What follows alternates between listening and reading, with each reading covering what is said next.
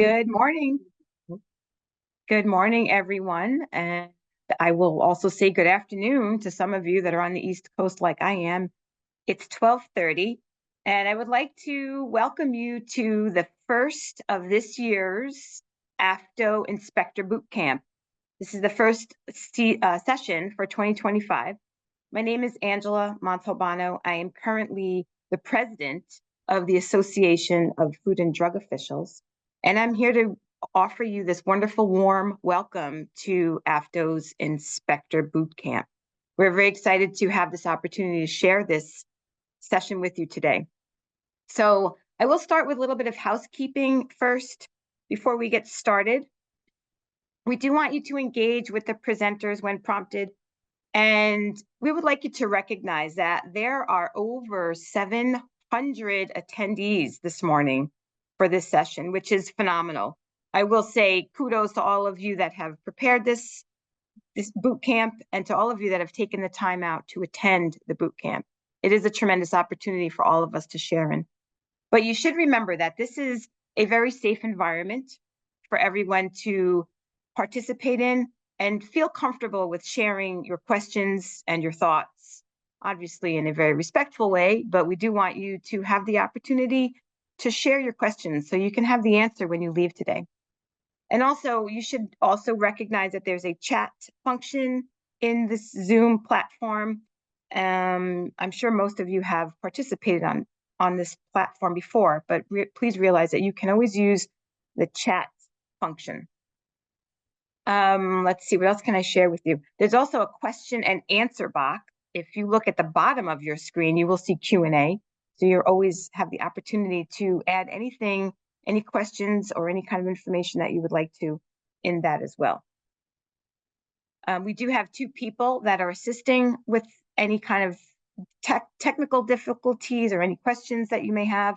We have Amy Bonzel, and you can see her phone number there, and Autumn Shook.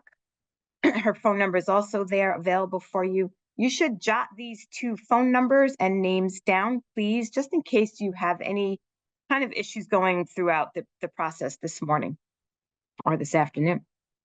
So let's move on to the next question today. We would like to see who is in attendance today. So we're interested in asking who's in attendance today, so the speakers will know who they're talking to, and also gives all of us an opportunity to know who's been joining this phone call today. So there are general poll questions. Part of the reason to get this information is also so we can get to know a little bit about each other. And then also what we're doing right now is testing the system for the general poll questions, so we know that everyone is comfortable with using them when the opportunity arises. So for the first question today, as you can see it, hopefully for everyone, it popped up in the middle of your screen. It says, who is in attendance today? So please click on one of the choices so we'll have an opportunity to see.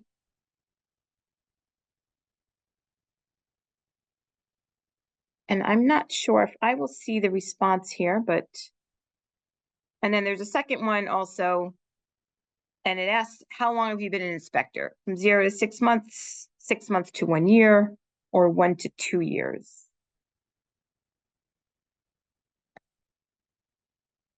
I'm not sure if the polling question, the answers come up, but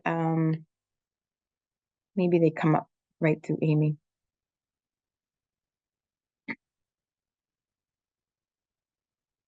I'm seeing here in the chat. Oh, here we go. Now I'm seeing some responses. Awesome. Oh, here we go. Okay, perfect. This is incredible. Okay, so we have 68% from the local jurisdictions, 29% from state. I'm hoping that many of New York State are on the line today. 1% of federal. No one from tribal territorial, which I think we have a little work to do there. And some other. I'm not sure who the other may be. If you'd like to pop in the chat who the other might be, that would be wonderful. And how long have you been an inspector? We have 0 to 6, which is perfect, 6 to 1 year, and 1 to 2. So this is a wonderful opportunity for this 0 to 2 years to join into this webinar. So moving on, so obviously this is working well. The poll is working well. We're getting answers. So I'll share with you, we have a tremendous full agenda today with wonderful speakers, full of a wealth of knowledge. So, but please make sure also that you take down their contact information of our presenters so you can have that for your future reference. And everyone here on this line, we are all valuable resources. We do encourage you to reach out to anyone if you have questions. We also value your ability to use your experience, this experience, to advance yourself personally and professionally. And we want to also make sure that you're engaging in a wonderful networking experience. I can't tell you that how invaluable it is to grow your network. So I don't want to be personal, but I have been working for 34 years for New York State, and AFDO has increased my network ability incredible. I mean, I have friends, and I will call them friends, not just colleagues, from across the country for many, many years. So I do encourage you all to take names, numbers, jot down email addresses, and please continue to keep in touch. So we'll scoot on to the next after the agenda, and our presenters will successfully cover these objectives for you. You will learn today about diversity, equity, and inclusion. You will learn about de-escalating conflicts and potential violence. And you'll also learn about the components of an effective pest management program. You will also find these presentations and other resources. They'll be shared on the Bootcamp landing page that is on the AFDO website. That will be there after today's session. And in addition, the recording of this session will also be located on the AFDO's Bootcamp page. And at this time, I would like to thank you for this opportunity to welcome you to this first Bootcamp session of the year.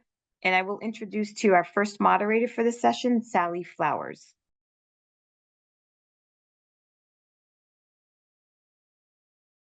Welcome back, everybody. So we are preparing now for our next speaker. Dr. Matt Fry is going to be speaking to us about pest control. And to kick this off, Dr. Matt Fry is a senior extension associate with the New York State Integrated Pest Management Program at Cornell University. He provides education and conducts research related to pest management in and around buildings. Dr. Fry received his master's degree and doctorate in entomology from the University of Delaware and previously worked as an urban entomologist for a New York-based pest management company. He continues to consult on building inspections and product development as a science advisor for the pest management industry. At this time, I'd like to hand the mic over to Dr. Fry. Thank you, Sally, and welcome everybody. Hope you had a nice break. So as Sally said, I'm going to be talking about pest control today. And so I wanted to give a brief disclaimer right up front that there will be some graphic images of pests and the conditions that contribute to pests during this presentation. You probably got that idea since this first slide has some cockroaches on it. For some of you, this may be a bit alarming or disgusting to see these images, but for others, it's just another day at work, right? You're used to seeing these conditions and know that this is an unfortunate consequence of some practices that we'll discuss regarding pest control. I too, like Kaylin, will be using some polling software today. So there are two ways that I'll invite you to connect so that you can participate as we go along. The first is to use your cell phone. And to do that, you would draft a text message to this number, 37607. And in the body of that message, where you would write the text to whoever you were sending, you would write Matt Fry 848. Capitalization doesn't matter, just those letters. And then you would send that message and you should receive a confirmation message. I will go through some slides to show you what that looks like in just a second. The other thing that you can do is to go to this website. I'll drop this in the chat. and you can use a web version of the Poll Everywhere software. When you first click on that link, it may ask you to enter your name or other information. You could just skip both of those and you should be allowed to participate. So this is what it would look like for you to draft that text. In the to section, the receiver of that text would be this number 37607. And then the message would be Matt Fry 848. Send that message, you'll receive a confirmation. And then anytime during the presentation when there's a question that I'd like you to answer, you simply type the letter that you would respond and then hit send. So we will switch over and just try one. Oh, everybody's, let me clear responses here. Looks like people have already started. So how are you feeling today? We have A, B, C, and D. I guess some people did log on the web. A lot of people are bugging. Looks like a lot of people do know how to use this software already. So this is terrific. Happy to see some participation. I will probably leave these up for about 30 seconds during our session today, just so that people have enough time to respond. Oh boy, it seems like so many responses are coming in that the system can't handle it. So I'm going to switch back to our presentation and talk about why we're here today, specifically for this section. So pests and food establishments. Why are pests a problem in food establishments? Well, at a very basic level, pests are a problem because they represent some sort of underlying issue that contributes to that pest problem. And to show the simplicity of this, I've shown that they find a way in. It can be as simple as an open door. It may be a door that's left open because it's hot, or it could be a door that looks like it's closed, but to pests it's open. In any case, they find a way in, and inevitably they find enough food to sustain their populations, whether that's from poor storage practices, from poor sanitation practices to keep the site clean. And this results in pest problems. Now, it's an issue for food establishments, especially because pests can represent a health risk, especially when they contaminate food that is being sold or distributed. And we'll look at the different types of contamination that can occur for the three major groups of pests that occur in food establishments. For the location that you're doing your inspection, it's also a risk, right? It's also a problem for them because it can result in product loss if something has been contaminated and they need to dispose of it. It can be a business loss, especially in this day and age when social media allows people to post a video of rats running wild in a restaurant. That's going to have significant impacts on their business. And then, of course, it can result in regulatory action if someone comes in and does the inspection like yourselves and notes an issue that they get fined, and then they may be shut down. So lots of issues for pests being present. The first group that we'll talk about are going to be the cockroaches, and they are a significant pest of public health. And you may be looking at this picture and wonder, why have I selected this to represent cockroaches when I had that beautiful slide up front of the presentation? Well, many of the pests that are an issue in structures, whether it's homes or food establishments, are cryptic animals, which means that they spend most of their time hiding and only come out to forage. So if you see a situation like this, you know that all of those black specks are actually fecal droppings from German cockroaches. And that little tear in the sheetrock tape has provided access into a wall void where there could be dozens to hundreds, maybe even thousands of cockroaches. And each one of those specks is actually enough to sensitize and sustain an allergic reaction in people.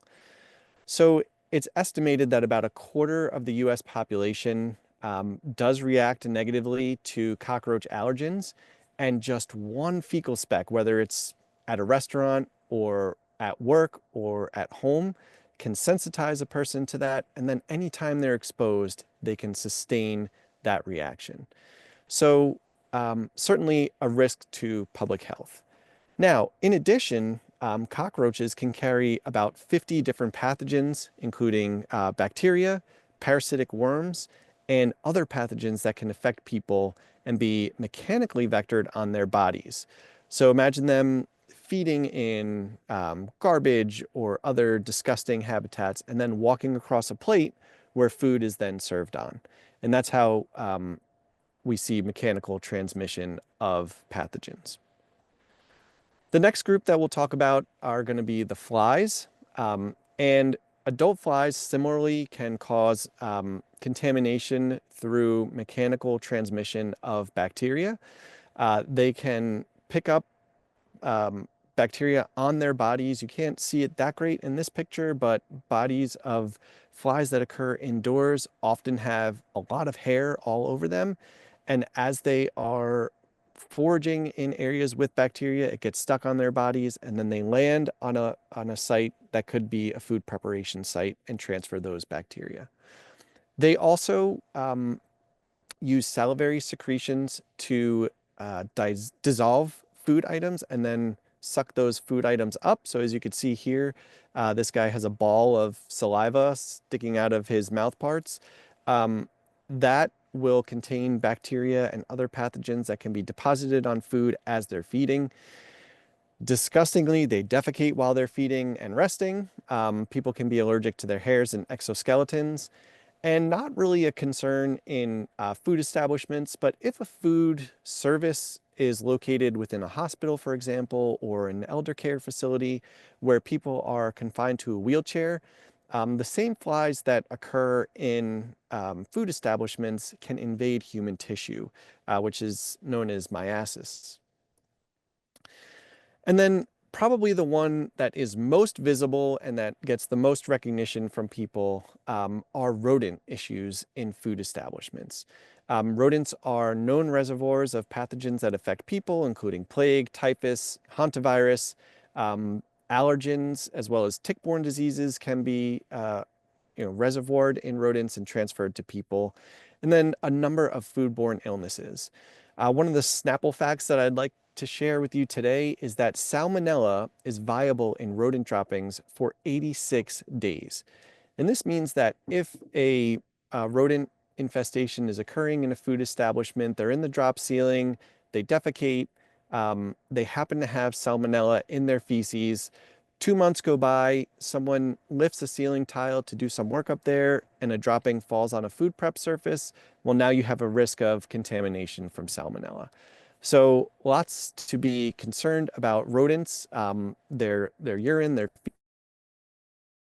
feces, and their bodies for pathogens.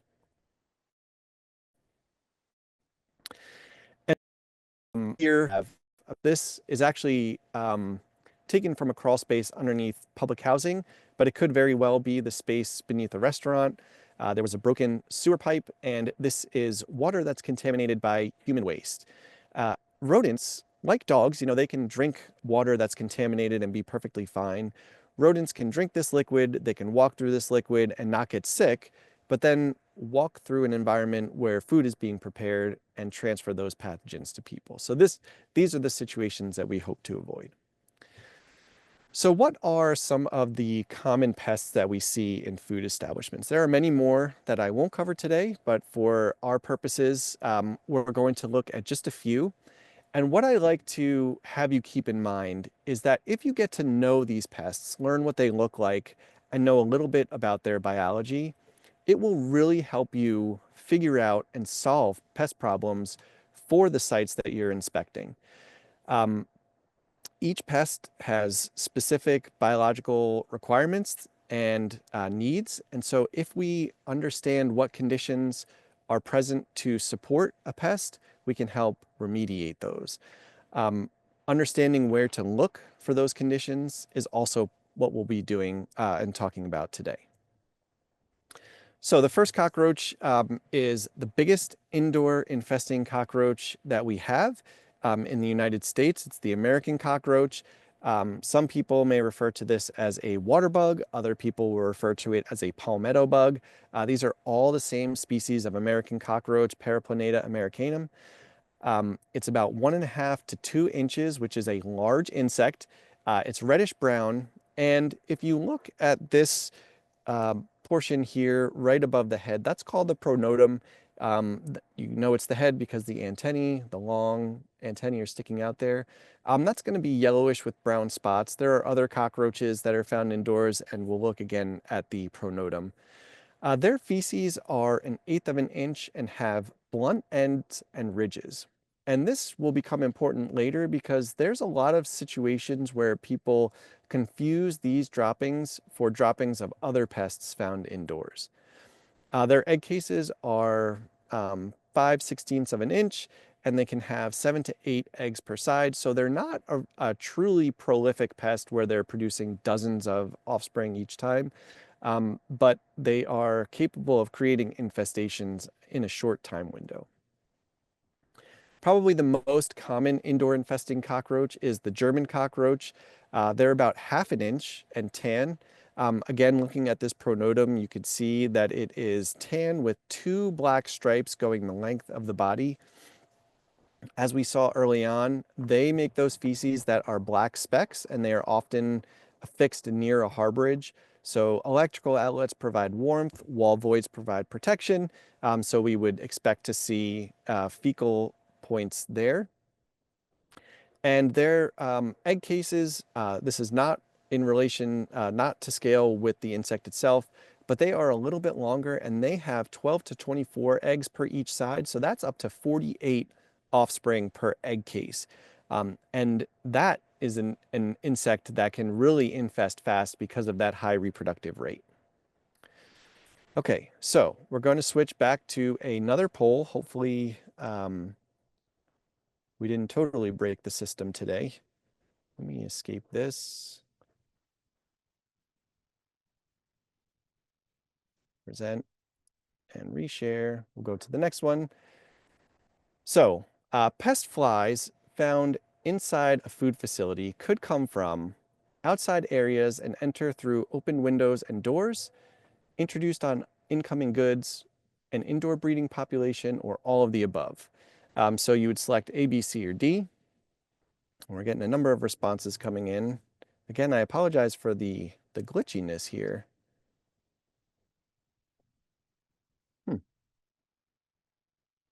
We may have to forego the poll everywhere today.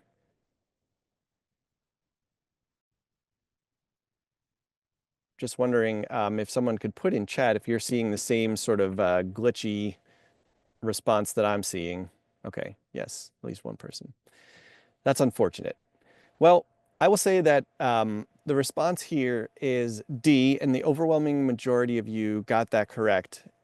Many people think that flies are strictly coming from outdoor areas and entering through an open window or a crack in the facility, especially open doors that people leave open for ventilation. But there can absolutely be introductions on incoming goods. Things like fruit flies can be introduced on fruit that is brought into the facility. And there could be indoor breeding populations that are much harder to manage than if it's just exclusion to keep them out. So great. We'll try again to manage the poll everywhere. So especially with flies, being able to recognize some of the common flies is going to help you figure out the specific requirements that are needed for them to be there, and that will hone your inspection to figure out what type of location are the flies breeding in and how can they be managed. So this is a great quick guide to small fly identification. It's from the University of Nebraska. You could see that short link there. I can share that after today's presentation, but it shows you a number of the small flies and then some key identifying characteristics. So this is a really handy thing to keep around and to help you identify the flies and then know the breeding conditions that are associated with that fly species. So flies, as a rule, they have these larvae that are called maggots, and I encourage you to use that word maggot in your discussions with owners, because if you use the word larvae, it doesn't convey the same level of weight as saying you have maggots breeding in your facility. They are eyeless, cream-colored. They have mouth hooks and spiracles. If you look closely, you can see these two brown spots at the end. That's actually where they breathe from, especially in situations where they are living in very moist environments. After this larval stage, flies will go into pupation, which is this reorganization phase where they transition from this eyeless, legless creature into this amazingly complex flying insect. Now, the pupa, if you don't think of it in terms of what it is between larvae and maggots, that also can look like poop. And so sometimes people will look at this and say, oh, I have a rodent infestation, when actually they have a fly problem and there's pupae being left behind, not rodent feces.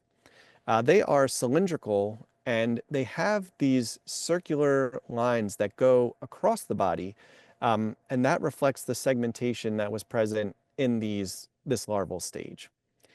And then adult flies, I think everybody's familiar with what a fly looks like. They have one pair of wings, so just two wings that they use for flight, which helps you distinguish them from other types of flying insects. So, accurate identification is very important for pests. Um, Again, I apologize for the graphic image here, but this is informative because each image represents a different issue with rodents. On the left, we have house mice, which are very common in food establishments. They can establish themselves within 10 to 15 feet of a food source. And once they're inside or near a food source, they never want to leave. They want to live as close to food and just reproduce and expand their population. On the other hand, these mice on the right are peromyscus mice. And they're an outdoor species that spend a lot of the year foraging outdoors. They live in cavities that they establish outdoors in rock walls, in the soil. You can distinguish them because they have a white belly contrasting with their darker fur on the back. And because this is an outdoor species, we know that if they're inside a food establishment or another building, that there's an entry point that they're using to get indoors. And so two mice species, pest control may just label them as mice. They're saying we have a mouse issue. Two very different solutions.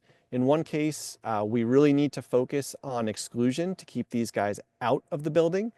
Whereas in the other case, we really need to focus on finding the harborage and eliminating that breeding population. So identification is essential for effective pest management. We talked, about it, but here you could see a little bit closer this difference between the house mouse not having a white belly. It's sort of uniform in color. It may have a little bit lighter on the underside, whereas the peromyscus mice, there's two species. There's the white-footed mouse and the deer mouse. They may have this lovely brown coat. It may be gray, it may be black, but they always have that white belly, which helps you contrast them. Now, the bigger rodents that are found indoors and often triggering a huge alarming issue for food establishments are going to be our rat species. In most of the United States, you're dealing primarily with the Norway rat. It's also called the sewer rat or the brown rat. It's a more robust rat. It's got kind of a stout nose, and the tail is a little bit shorter than this guy, which is the roof rat. Roof rats are going to be found in southern and coastal areas. So California has roof rats, Texas, Louisiana, Florida, etc. If you needed to identify them, the easiest way is getting your hands dirty, putting on a pair of gloves, grabbing this tail, and it will extend past the nose of that animal. Whereas for the Norway rat, it will not extend past the head of the rat. So you can easily distinguish them. Now, why is it important? Again, they have very different preferences for habitat. Norway rats prefer to burrow in the soil. They prefer to stay low to the ground. Whereas roof rats are a more arboreal species. They prefer to be up high And so they may be coming into a facility out of sight of where a normal inspection occurs, at the roof level or somewhere else. So it's important to distinguish the identity and then figure out how these critters are getting inside. So some inspection tips and insights for these critters. An inspection should really answer a number of questions, especially related to pest management. Are pests present and at what level? Is this just an individual or are we talking an infestation? What factors attract the pests to this location? Where are the pests living and hiding? How are they getting in? And importantly, what can be done to eliminate all of these issues, the attraction, the harborage, and the entry point? We're going to try it again, try our luck again and see what happens. Maybe not. I'm really upset with poll everywhere today.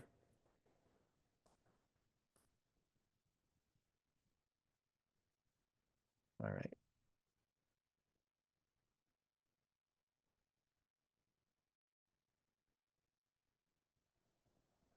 Yeah, I think we're going to forego the poll everywhere. It seems that some people are able to answer. Maybe folks are using the online version, and that could be why they're having more success. I personally cannot even see the question here. Okay, so the question is, pest evidence, especially poop, can hone your inspection to find harborage, pest locations, and movement pathways. And 99% of you are saying that is true. So that's terrific. Oh, so people are saying that the online version is working fine. So that's great to hear. At least it's not a total flop. So we're going to talk about cockroach poop first. We mentioned up front these looking for these droppings that are found from cockroaches. When it comes to German cockroaches, we can call them fecal focal points. I've heard some other illustrative terms used for them.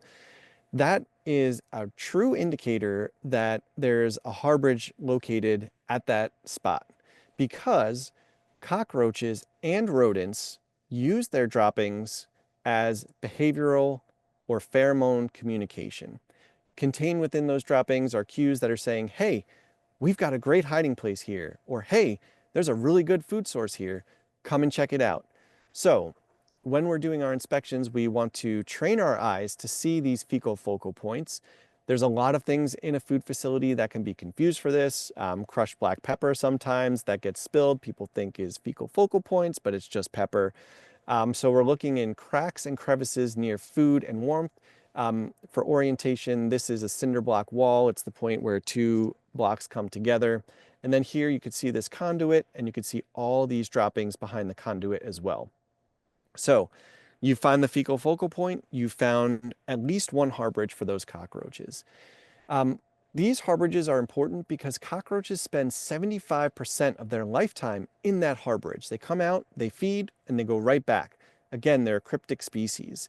They can enter gaps as small as 1.6 millimeters. So that's like the thickness of a business card. Of course, they prefer gaps that are a little bit larger because if it's bigger, they can move around more, but they like to have contact with multiple surfaces, which is why they like these tight openings. Now, for the American cockroach, when we're doing an inspection, we want to think about unused dry plumbing, whether it's from a sink, a toilet, or a floor drain that hasn't been used or hasn't been cleaned in a while. In restaurants and other food establishments, you see this a lot where they change the location of a sink, they change the location of another plumbing fixture, but they didn't cap it. And those are ideal pathways and harborage areas for American cockroaches because they tend to live in those shared sewer lines and they come out through those spaces. So anytime we see this, quick solution is to recommend adding water back into the trap. That in this pipe, for example, it would fill water up to this line and then it would prevent cockroaches from crawling through or reduce the likelihood of them coming through. Once you find an American cockroach harborage, you know it because this is all the droppings that's left behind. This is an undisturbed site. This was basically poop raining down from above where the cockroaches were harboring inside a broken sewer line. So finding that poop is a real dead giveaway. For fly inspections, we want to think about the difference between breeding sites and feeding sites. In restaurants, flies are observed buzzing around. They may be landing on surfaces that are above like a food prep site and then coming down and landing and feeding. But flies tend to breed or have to breed in moist locations. So looking at these two pictures, one of them is a feeding site, and it would be this one. There's liquid spillage here on the side of a recycling can from drink bottles and juices. But this situation where there's liquid, this is the air gap between the sink and the drain, but it's totally clogged and totally disgusting, and that's where flies would be breeding. So we want to look for breeding habitat in wet organic decay. This is a pizza shop, and this is the situation where I would pull out that maggot card and say, you've got maggots, and you've also got fly pupa.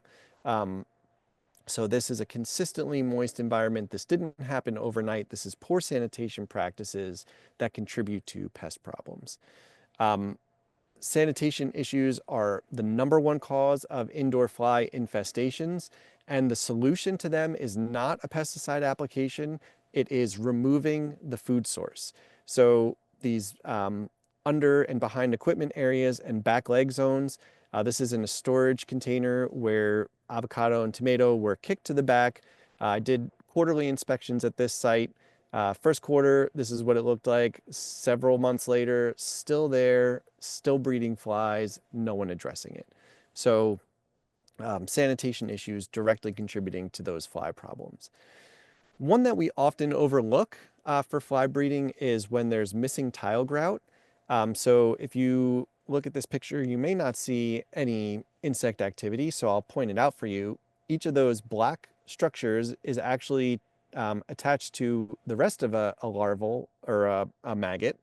And these are actually drain flies that are feeding on all of this bacteria and scum that's accumulated there because it's a consistently moist environment. Sometimes the building design needs an improvement to help avoid contributing the right conditions to create fly breeding habitat. So again, this is another air gap. This is a coffee shop, and the line leading into this is from an espresso area, and so all of that white is from frothed milk and other spillage. Oops. And contained within that are larvae, pupa, and adult flies all feeding and breeding in that location. So sometimes we need to make recommendations for building design. All right. Well, since we've heard that some people are able to use this on the web, we will continue to try and use our poll everywhere. I'm going to jump ahead to question 4. Normally it wouldn't be this difficult.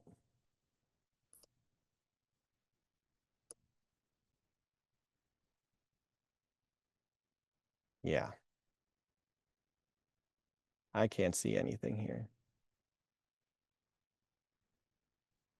But people are responding. So what I'm going to do, now that that's activated,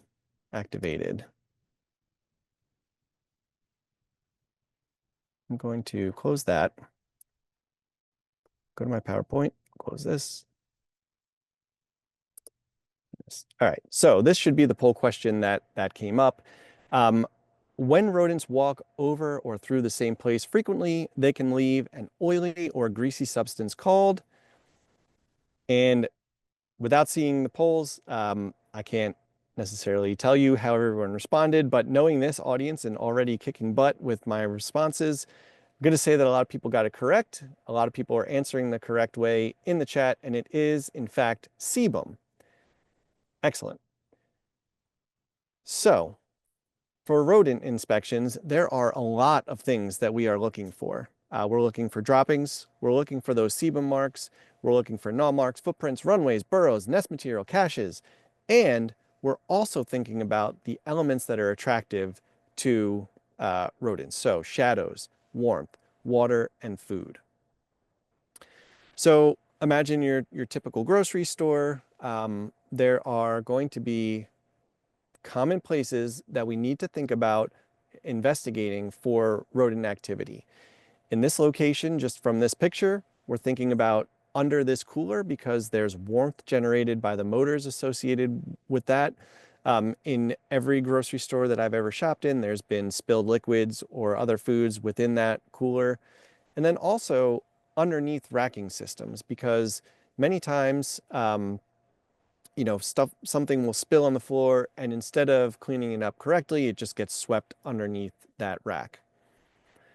Rodent evidence, primarily the first thing that people see are going to be the droppings. And I love this message from Dr. Bobby Corrigan, who I consider the father of modern rodent management. He says that rodent feces can provide the pest professional a roadmap to the high activity areas, such as primary runways, preferred corners, food sources, and the rodents' harborages. So what do we mean by a roadmap? Well, it tells us where they started and where they're going. And in this case, you could see that rodents hopped up onto this little ledge, scurried along this and right into the back. There's a void in this cabinet system that they are living in underneath, and you could see all the droppings all along. You could see urine trails and sebum marks as well. And for perspective, this is a stack of plates, so we know that this is a food establishment, but the rodents are telling us where their activity areas are with their droppings alone. Now, their evidence may be cryptic, it may be overhead. This is the pipes that are running overhead of a storage area, and you could see the droppings on that pipe. If we were to put rodent management equipment on the floor in this location, it's unlikely that we would intercept any rodents because they are not touching the ground. They're running strictly overhead on these pipes. So the rule of thumb is that if devices are placed more than 10 feet from activity, they might be missed. Do you know your stuff? So I've showed you some of these already, and we will just walk through them briefly here. So pupa, remember, is that stage between a larva and an adult. And because it comes from an insect, it's going to have those horizontal lines that go across the body. Our next group of stuff is going to be rodent poop. They have pointed ends in many cases. This is mouse droppings down here. This is rat droppings up here. They have pointed ends because they are mammals like us. And if we're going to push out a poop, then we have to pinch it off at the end. Otherwise, it stays attached. So that's why they have pointed ends. That gives you a little fun anecdote to share with your family and friends. There may also be hair inside of poop. This is because rodents are surprisingly excellent groomers. They do take care of themselves. They try to keep themselves clean. In the process of grooming, they will ingest some of that hair, which whatever goes in has to come out. And then our last set of droppings are the American cockroach droppings. If you look closely, you could see the lines that go vertically, in this case, from end to end, and they have blunt ends. The system in insects is very different. They create the poop, and then it just gets pushed out. Doesn't need to be pinched off. So these pictures are relative size. You could see that the mouse droppings are similar to the cockroach droppings, easy to confuse in the field. All right, I'm going to forego the actual poll and go back to showing you the question here. Feel free. Oh, I do need to go back and activate the next one. So do feel free to respond in the chat. You can estimate the rodent population by counting the number of droppings that you observe. A for true and B for false. And I'm taking a quick snapshot here and seeing a pretty mixed bag of some A's and some B's. And I will check the poll everywhere results afterwards. This is kind of a tricky question. So I would consider that question to be false because one mouse can produce up to 100 pellets per day. And typically they're producing 50 to 60 pellets a day. Rats produce fewer, 40 to 50 per day. That's a lot of droppings. And so you can go from having relatively few or no droppings to then having a huge number of droppings if a new individual is coming in and defecating all over the place to mark their territory and identify harborage areas and feeding sites. So we can't necessarily say that we can identify the number of rodents that are present based on the number of droppings. But it certainly helps if we recommend removing those droppings. Um, if we don't remove droppings, then we have no idea if they are an active rodent population or if the situation has been addressed.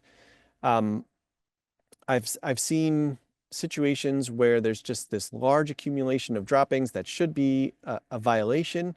How do you know if there's activity still?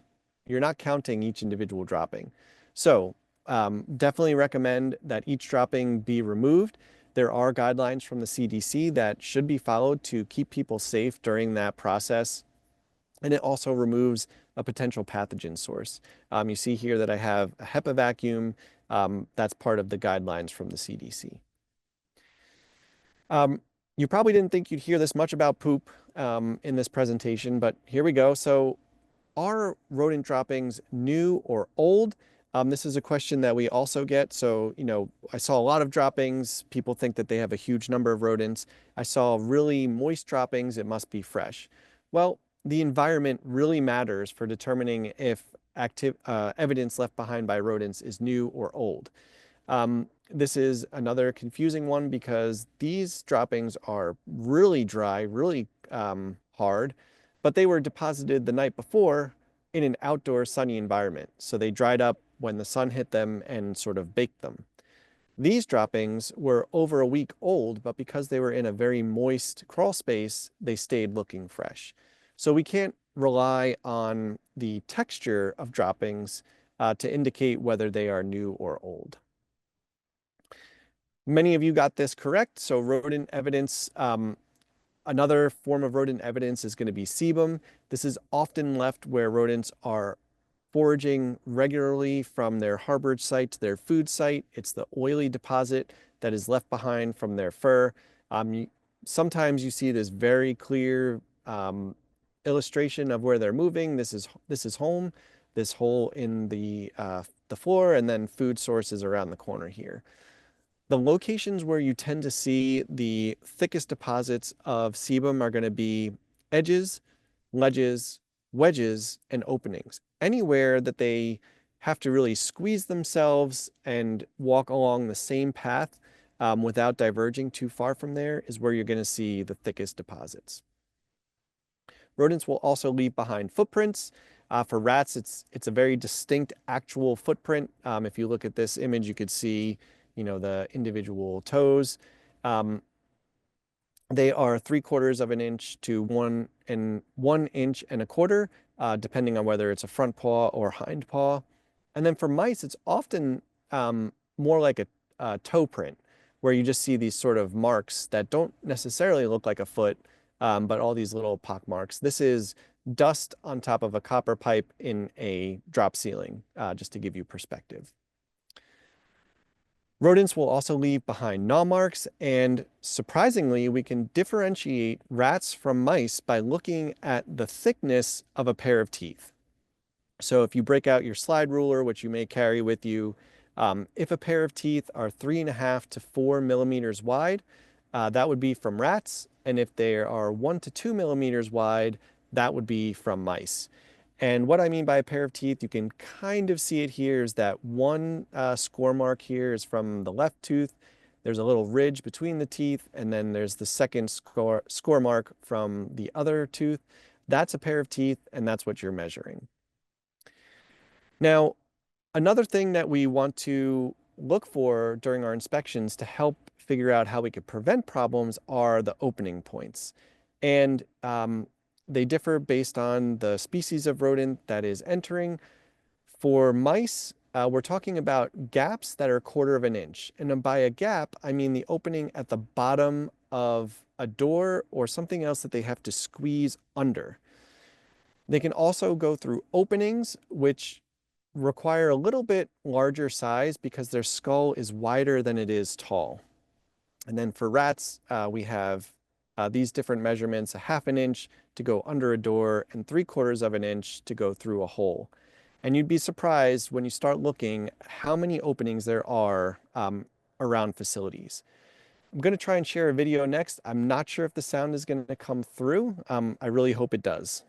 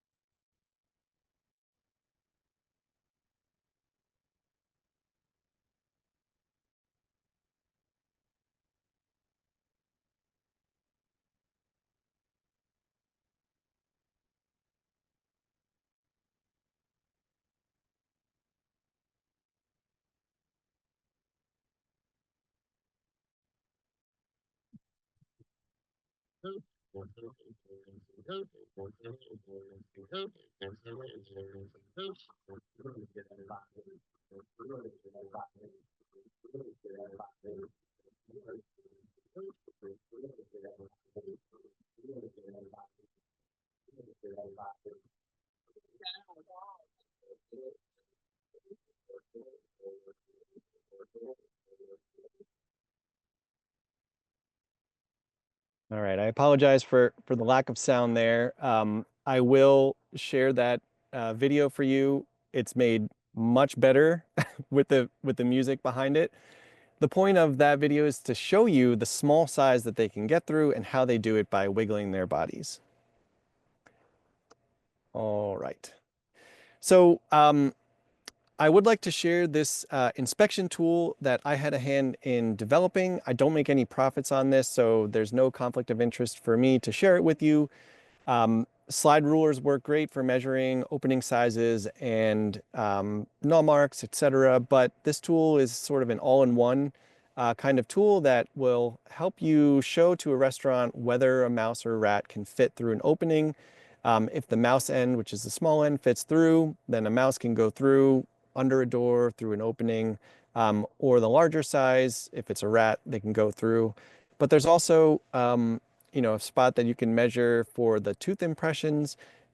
Is it from a rat or mouse? And then relative size of droppings to see if it's from a mouse or rat. A portion of the sales goes to the Pest Management Foundation, which funds research about pest management in a variety of fields. All right, so our next poll question is, in your opinion, glue boards and other traps are best used for what purpose? A, to prove the pest professional is doing something, to reduce pest numbers, monitor pest populations, or protect sensitive areas. I'm seeing a lot of C's, which is excellent. Okay, that's what I was hoping for. So, you know, I do hear a lot of criticism of seeing glue boards that are out and there's actually pests on them. People are concerned that it should be a violation for that site. But glue boards are an essential monitoring tool for the pest management industry as well as yourselves. You can do an inspection. It's a moment in time. There could be no pest issues. But you can go back if you have monitors and have a record of time to see what pests are present and learn additional things about that pest population. So, for example, in this image on the right, the cockroach, I know that we have a German cockroach infestation. And I use the word infestation because there's reproduction, there's multiple life stages, there's juveniles and adults. I know that I'm pretty close to the harborage area because juveniles do not travel far from the harborage site. And I know that the pest professional is taking actions to manage that pest population because of this crinkle wing syndrome, which is a result of a specific type of insect growth regulator. So if the pest professional doesn't have all this information, they're losing a lot of details about how they could better manage the population.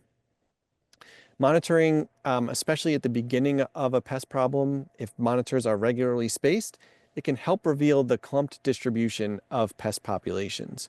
So if you're inspecting a kitchen and you see all these little metal boxes or plastic boxes, and they have glue boards inside them, the green in this made-up scenario is there's no catches, yellow might be one catch, orange is a couple more, and red is a whole lot of captures. And this tells the pest professional that there is a concentration of pests in the dishwash zone. The pests are not located everywhere. They're located in that area, and so they have to help the site manage the pest population in that specific location.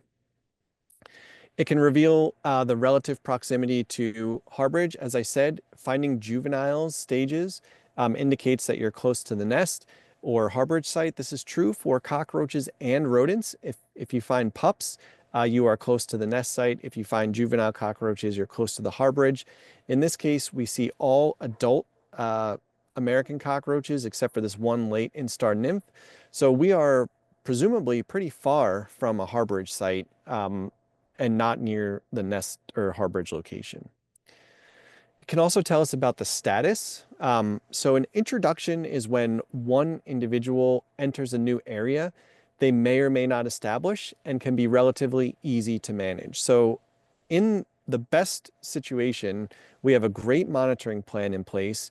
We find one individual, we know that we've intercepted them. We might increase our inspection efforts to see if there's others. But hopefully we've avoided an infestation because individuals can be introduced on deliveries, on staff items, from outdoor areas, and from adjoining units. Monitors can also tell us if there's an actual infestation. So an infestation is a word that's used when the population is established and reproducing. They're sustained by food and water that's present in the facility. And so when we find multiple life stages, such as these juveniles and then adults, we know that we have to actively manage pest populations and their numbers and prevent spread as well as new introductions. So a thing to keep in mind is that introductions will happen in the course of food establishments. Pests are almost an inevitable consequence because of their ability to find food sources, but infestations should not happen. So to avoid this, we need to make sure that we have great monitoring in place for early detection. If you're inspecting a site and they have no pest management equipment, that can be an issue because how are they monitoring to determine if there's any pests that have entered the location? They have an effective strategy to manage or reduce the numbers. They address attractive conditions and think about delivery routes and other openings that allow the pests to come in. One of the ways that introductions result in infestations is a lack of communication between the site and the pest control professional. So when we think about who is involved in addressing pest management issues, there's a lot of steps that can occur. Regular inspections are done by yourselves and others in your role, pest professionals, and hopefully by the site that they have some investment in keeping pests out of their location. Monitoring is done by the pest professional, rapid and planned response, Pest Pro. That means that they're reducing the pest population. They're identifying conditions that are conducive to pests, and then the site would address them, preventing new introductions with exclusion. And then communication has to occur between all of you, right? It's not just the pest professional to the site, but also you to the site and back to the Pest Pro. Resolution of issues can take more than a month. So if you identify something this month in January, it may not be until February that they've actually been able to implement and effectively reduce the pest population. In your role, I do encourage you to identify broken or ineffective equipment. This could be, that staff have moved them into a location that is poor placed, forgotten where it's collecting dust and hidden under storage areas, broken, and other types of broken devices that won't even capture pest issues. I want you to keep in mind too that the pest professional is hired to do a job. And so if someone is hired and they tell the site manager, this is what you should do to address the pest issue, site management may not listen to that. because they're a contracted service. They think that they can choose to do what they want. Um, some pest professionals that are sent to a job might be new and lack the experience or expertise and communication skills that are needed to help resolve an issue. So you have a better chance of communicating with site management and having them listen to your observations and recommendations because, let's be honest, you carry more of a hammer than pest control does. So it's really important for you, if you identify these issues, to communicate them in a way that leads to resolution for the site. All right, I think this is our last poll question. The most effective way to prevent contamination in food facilities is to reduce the pest numbers with traps, kill pests with pesticides, remove food and water with sanitation, or keep pests out with exclusion. Seeing a good mix here, C and D, C and D, D and C. Excellent. So you're on the right track. My take on this is that pest reduction via trapping or pesticides cannot guarantee to prevent contamination, right? No matter what we do, if we put baits inside here, if we put traps inside there, we're never going to prevent contamination in a food establishment. If we want to really focus on preventing contamination, then exclusion is our best bet. It's our best chance at keeping everything out from getting to a site where they can cause issues for food safety. So we want to recognize that sanitation is extremely important, which is why I'm happy to see a combination of results here, C and D. Sanitation is pest control. If we remove the food sources, we remove the need for those pests to be there. We have to help customers see the problem.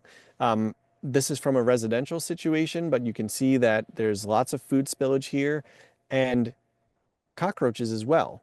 And people see the cockroach as the problem when in fact the spilled food that's never cleaned up, the poor sanitation practices are the problem and the cockroaches are the symptom. So just to summarize, pests are a risk for food safety.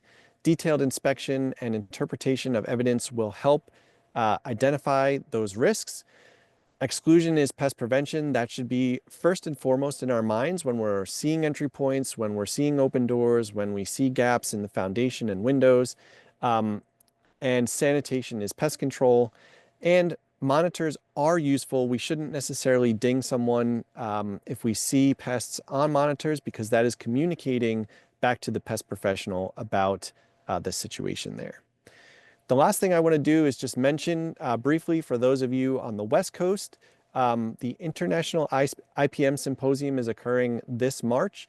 There is a section on managing rodents in an ever-changing environment short course. It's a couple hours on a Thursday afternoon. It's geared towards food safety professionals, so it may be something that you would consider. And with that, I really appreciate all your time and wish you the best of luck. Thank you.